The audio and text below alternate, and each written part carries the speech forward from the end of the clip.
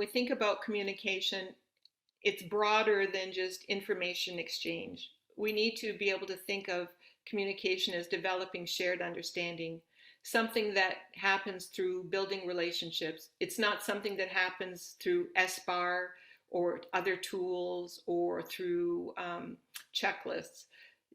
Developing shared understandings means working with people, developing relationships, but that is one area that I think really we need to do a better job of in healthcare.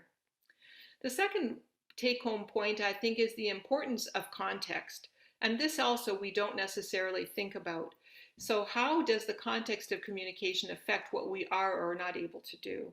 So there's research out there that actually shows that the built environment or our physical environment affects our communication patterns.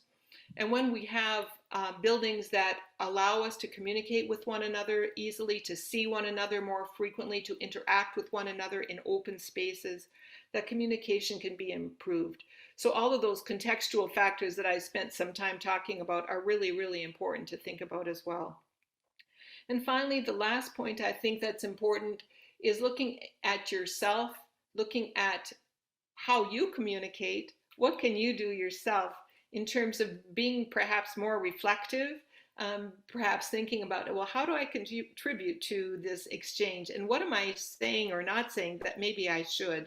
So it's more about the personal approach, taking the time to do that. I could go on and on, Owen, but I think those 3 points perhaps are the take-home messages that I wanted to convey the most.